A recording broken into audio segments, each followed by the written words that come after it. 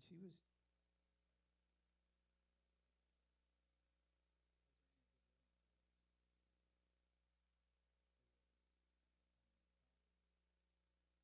Um, but as time went on, the dives became a little more extensive. I'd have to stay out longer. We dove along the Channel Islands, which is Catalina, Santa Barbara, St. Nicholas, all the islands.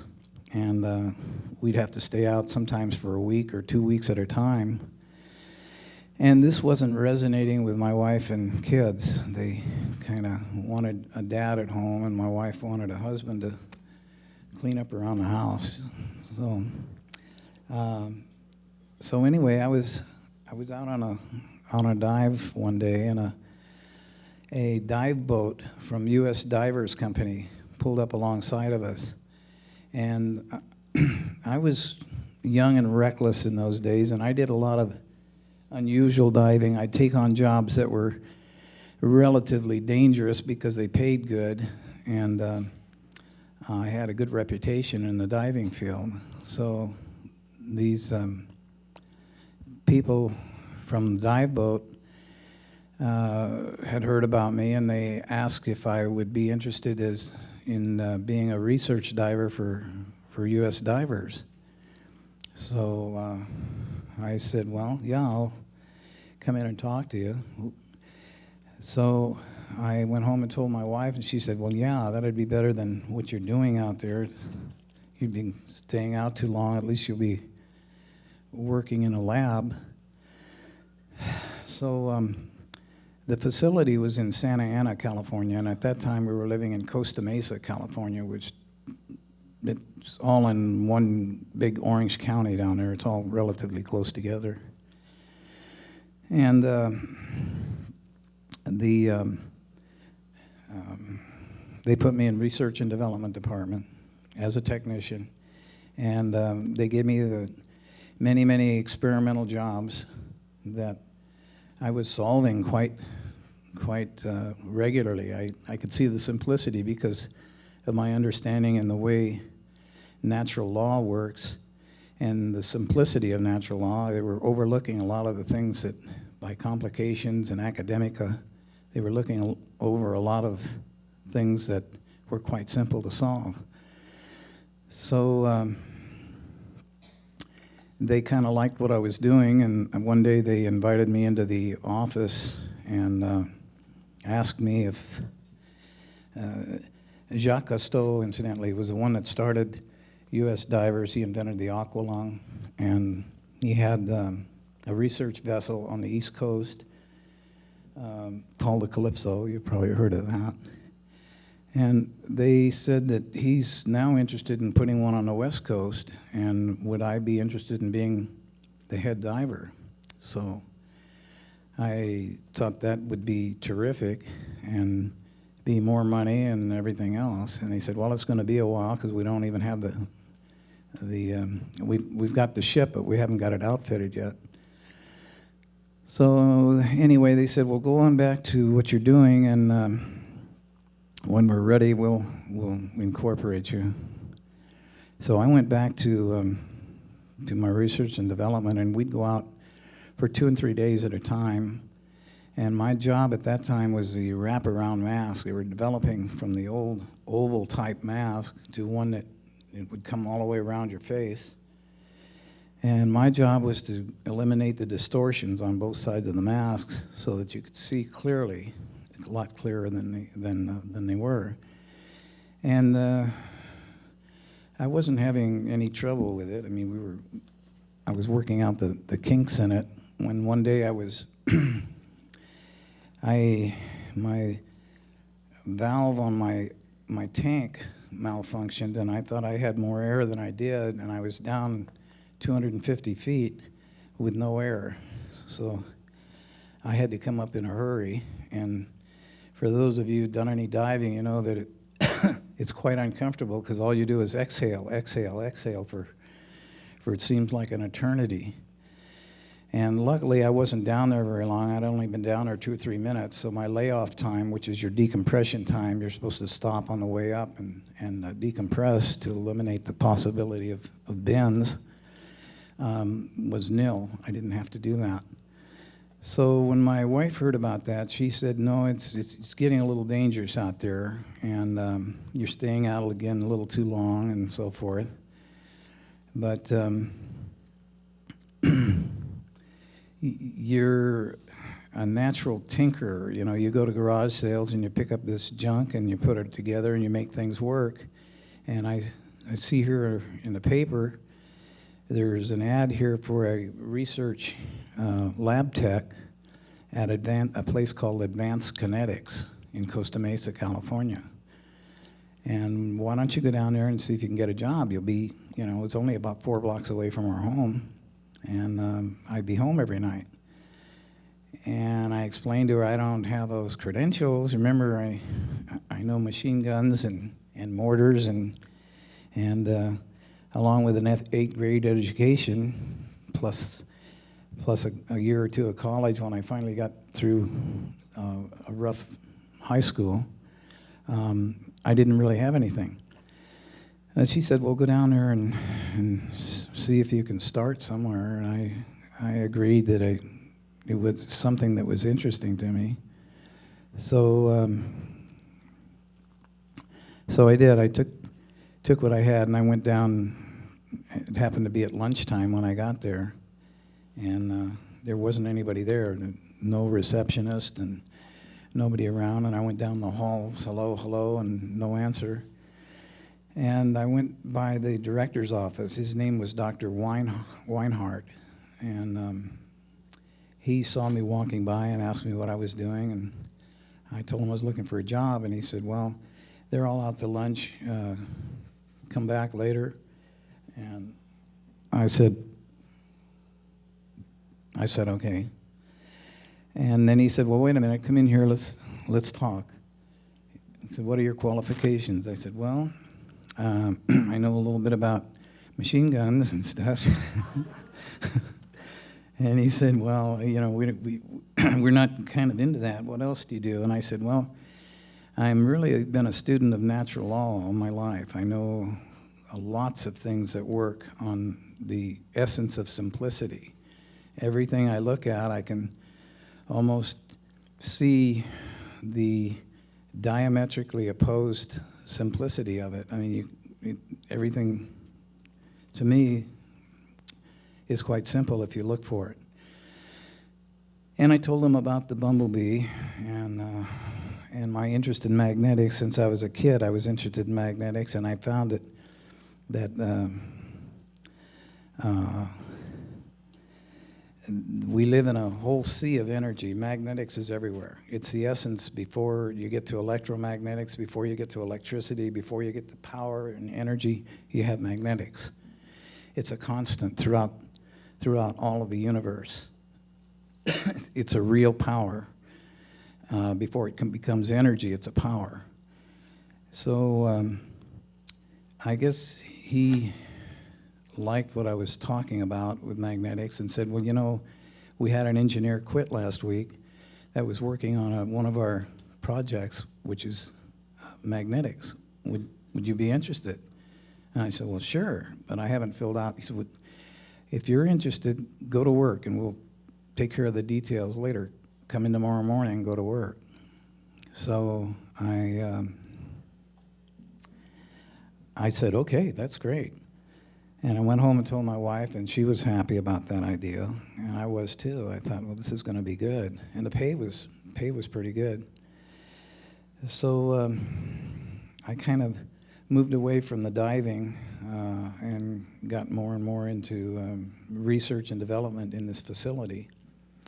And my job at the time was to, they had a setup. I had my own workbench. And they had a cathode ray tube, which is like your television set that fires electrons. And my job, and they had big magnets, controllable, so I could control the power of the magnets.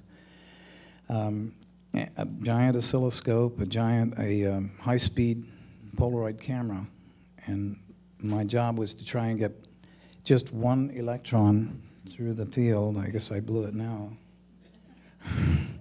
My wife's always on me about this. I do this. This is only the second time I spoke, so I hope you forgive me because I'm not used to this yet. I will get someday, but anyway. I'm sorry. Huh? I want to go back to where I was. How do I do that?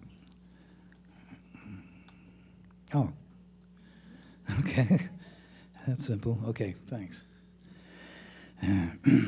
Anyway, so my job was to get one electron through the field, just one, from point A to point B without deflection, without it going either to the negative or the positive side of the magnet. And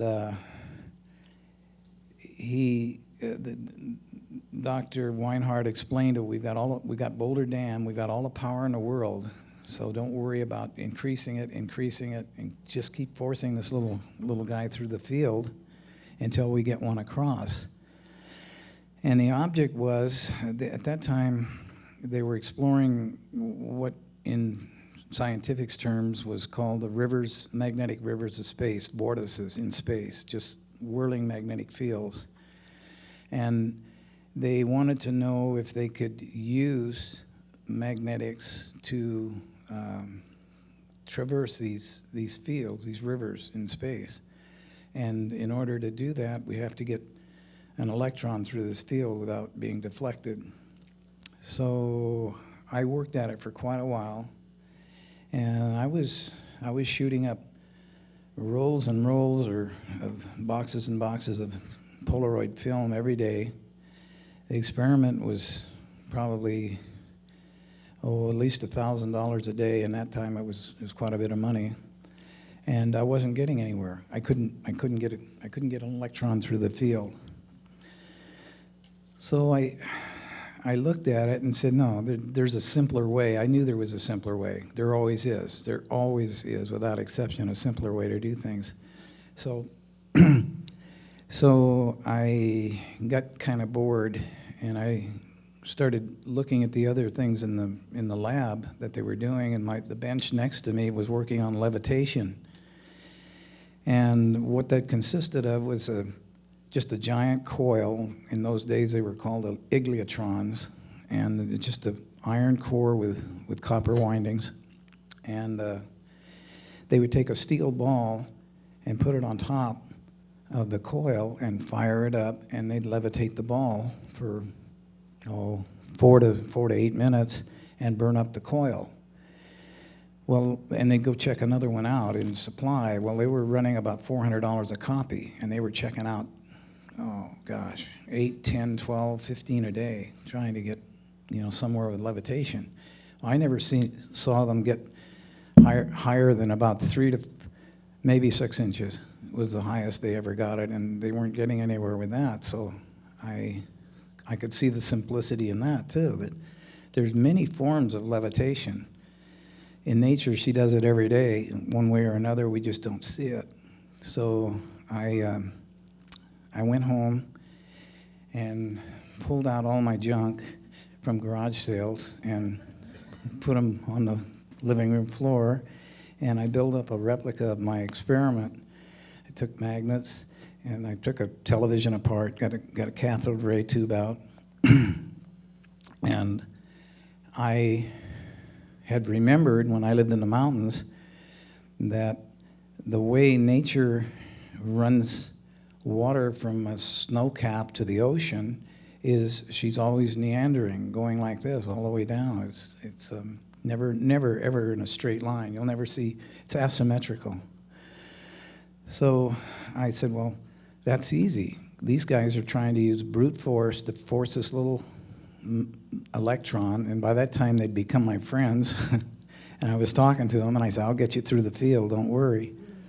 And I fired it up, and God's truth on the first shot, by spiraling it in a vortex, by pulsing, they call it pulsing, I got the first electron through the field without deflection.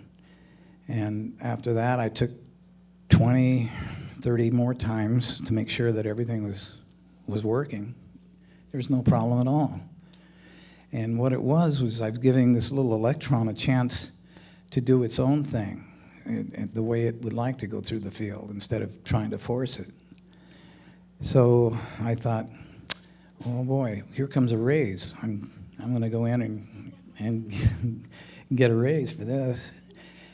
Well, the other thing I was interested in was, and we were working on lasers at that time. This was in the infancy of lasers, and we were even working on a form with Bell Laboratory of teleportation. But they were using flies in bell jars and trying to transfer them and so forth. Well, that'll come later. I'll tell you about that. But I took these two experiments. The other one was the levitation. I remember reading in Tibet the way they used to lift heavy blocks, tons, up in the air was they'd get drums and long horns, and they'd create a resonance.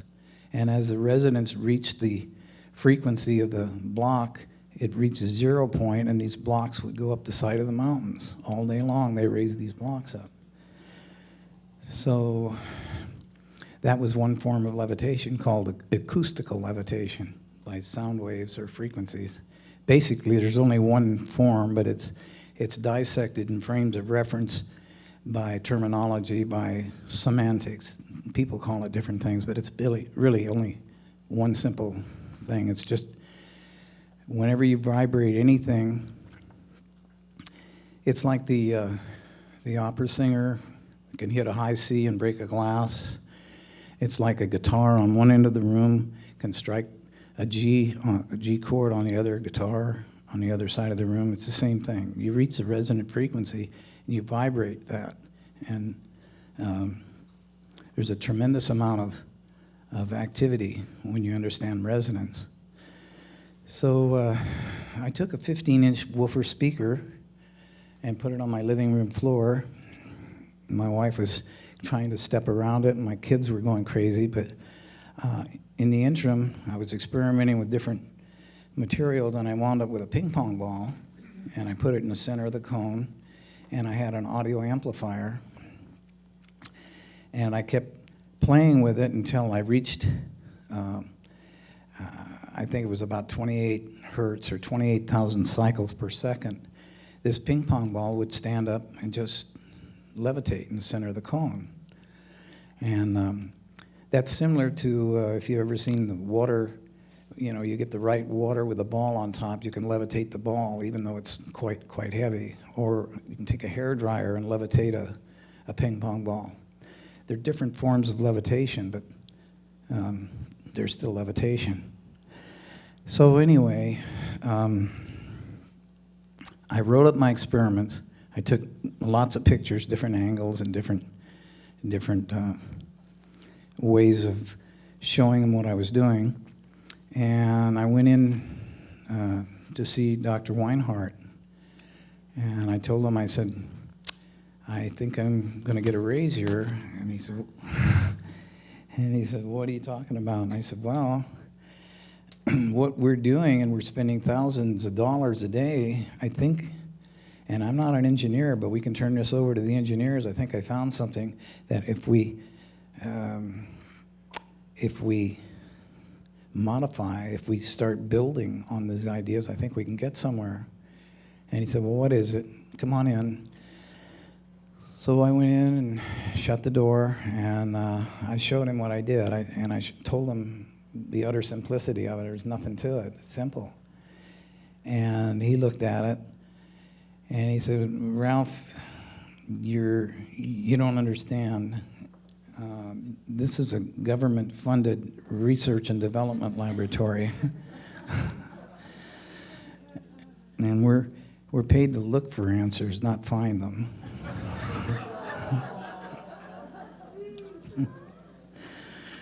So I think that was that's when my heart dropped into my stomach. I couldn't believe, I didn't even know where I was. I thought, on this planet, you earn the right by progressively making things easier and better on all levels, and you get rewarded and you go up, and you can take care of your family that way. Well, he said, no, no, no, no, no. He said, I didn't really think you'd get into this, and I do know it's that simple, Ralph. I understand where you went, what you're doing, but I'm going to have to shred this and tell you to go back to work, because this is not happening. It can't happen. Well, I was really, really upset, because that was my whole field of interest. I couldn't go back to machine guns, and my diving career was, not looking so good. So anyway, I did. I went back to work, and I worked another 2 weeks, just totally bored watching these guys and watching my experiment, and I just couldn't take it. I remember going in with tears in my eyes the day I quit. I said, I'm sorry, I just can't do this anymore. It's just using brute force. You're not getting anywhere, and you're spinning your wheels. You're spending all the taxpayers' money on things that will never work. So I didn't want to go home that night, but I did. And I told my wife, and she invited me to think about what I was going to do next.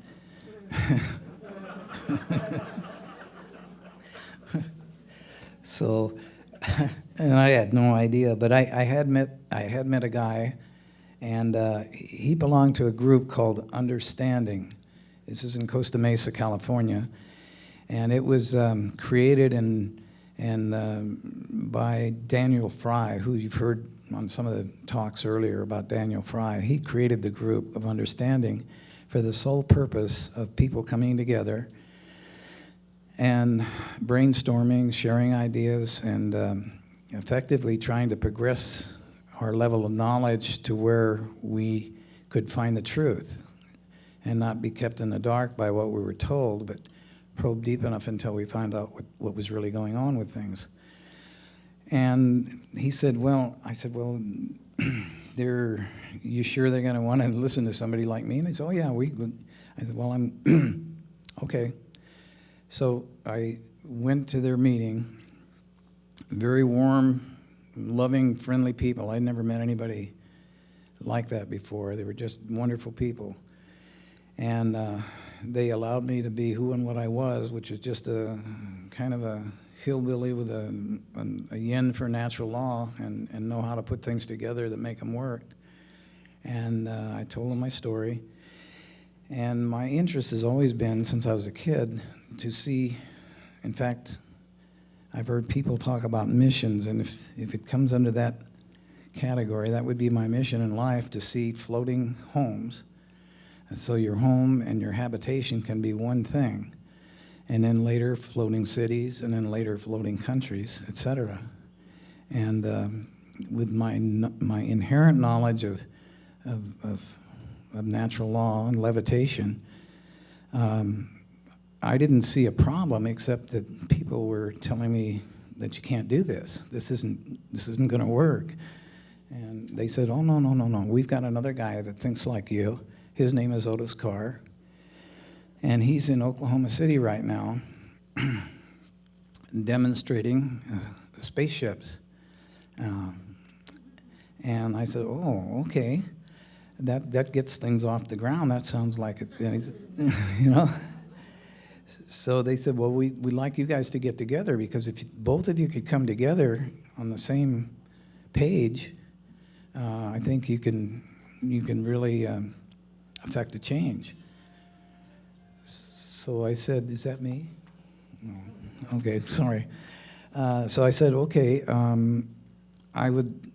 they said, well, he's having trouble in Oklahoma. He just ran a demonstration, and around the periphery of the craft he was demonstrating, the seal instead of interlocking them together, which we learned later that's simply by interlocking them there's no leaks, he had pressed them together.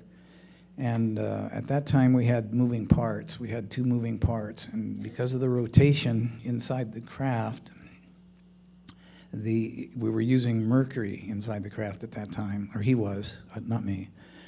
And the mercury came spilling out all over the laboratory and affected him. He had to go into the hospital with it. And everybody at that time was opposed to what he had to offer. He just wanted to see spaceships. And he said it's very simple and very easy. It's natural law. You don't split the atom. You learn to live with the atom and work with the atom, and everything from that point on, if you follow it, will lead you to success. And they said, no, you can't build these things. Same thing I got at Advanced Kinetics, that they didn't want his ideas. So, make a long story short, the understanding group invited Carr and his entourage. He had about 6 or 7 engineers and a PR man, Wayne Aho, and Art Aho was his brother, who I mentioned earlier. Dennis Repoldi, or Norman Colton. They were invited out to California and to the understanding group to see if we could get together and effectively get something out to the public before we were told that it doesn't work that way. So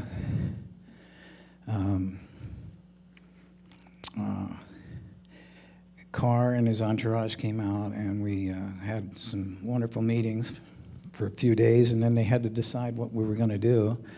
One of the members had a cabin at Lake Arrowhead, which is down by Riverside, California, by San Bernardino, and they had a large cabin. And they said, well, why don't you guys go on up there? There was plenty of room. And brainstorm and see what you would like to do, and we'll try to find you a place to operate. So we thought that was great. Well, Carr and I, it was magic. We hit it off. We were on the same page from day one until we eventually had to disperse.